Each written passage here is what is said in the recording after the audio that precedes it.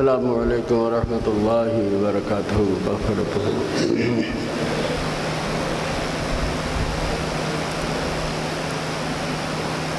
سامعین و حاضرین کرام،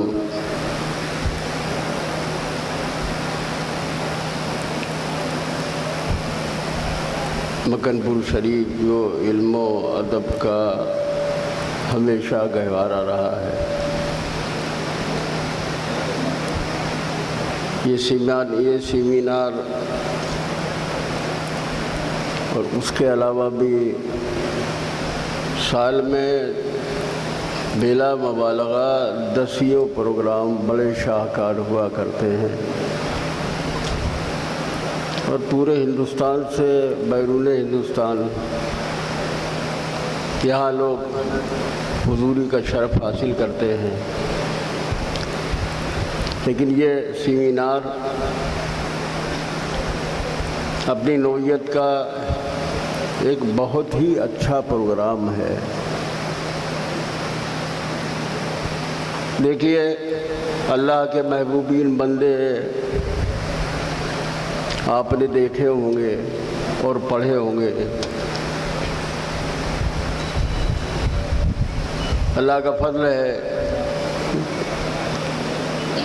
کہ منظر علی میاں صاحب، جن کو منظر ابو الوقار اور امیر الاولیاء کا خطاب ملا ہے،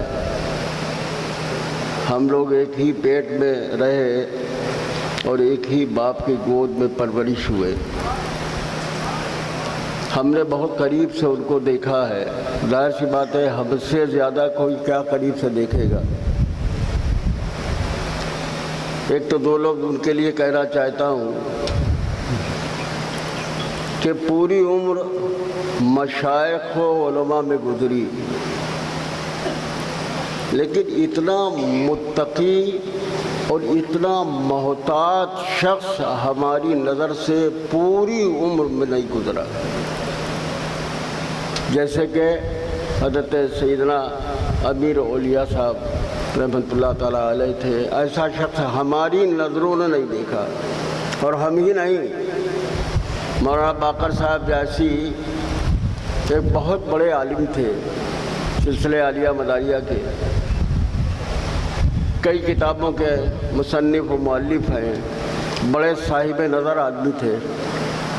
وہ اکثر ایک بات کہتے تھے کہ منظر علی جو ہے تو وہ منظر علی ہے، یہ بات کہتے تھے۔ دیکھیے، پیری کرنا ایک الگ بات ہے، لیکن جس انداز سے انہوں نے اپنی زندگی گزاری ہے وہ واقعی جو ہے وہ تمام مشائخ کے لیے مثال رہا ہے۔ ایک طرف ان کی نظر نہیں رہتی تھی، ان کو دیکھا جائے تعلیم کی طرف بہت گہری نظر رکھتے تھے۔ اب آپ نے ابھی ہمارے سامنے ایک بات آئی کہ ہمارے پاس اسپتال ہونا چاہیے، تو انہی کا فیض اور انہی کی تربیت کا نتیجہ ہے کہ ہمارے بچے ڈاکٹر ہیں، ہمارے پاس اسپتال ہے۔ انہی کی تربیت اور انہی کا فیضان ہے کہ 10 مدرسے دارالعلوم ہم لوگوں کے زیر دست چل رہے ہیں، اور پوری دنیا میں سرکار مدار پاک کے سلسلے کی ترویج و اشاعت کا جو کام ہو رہا ہے تو ہمارے بچوں کے ذریعے اور ہمارے بستی کے جو افراد ہیں، پیران کرام ہیں، ان کے ذریعے ہو رہا ہے۔ تو یہ انہی کا فیضان اور ان کی تربیت کا نتیجہ ہے۔ تو امیر الاولیاء ایک پیر ہی نہیں تھے۔ 2 باتیں اور میں کرنا چاہتا ہوں۔ دیکھیے، خانقاہوں کا سب سے عظیم کارنامہ یہ ہونا چاہیے اور یہی رہا ہے، یہاں لوگ آتے ہیں بیعت ہونے کے لیے، مرید ہونے کے لیے، تو بیعت ہونے اور مرید ہونے کا جو اصل مقصد ہوتا ہے وہ یہ ہوتا ہے کہ خانقاہ کے معمولات وغیرہ جو ہے وہ ان تک پہنچیں، تاکہ آخرت جو ہے وہ بہتر سے بہتر ہو۔ ان کا معمول تھا، بہت سے معمولات تھے، ایک معمول تھا جو ہم آپ کے سامنے رکھنا چاہتے ہیں، جس کو کہتے ہیں پاس انفاس۔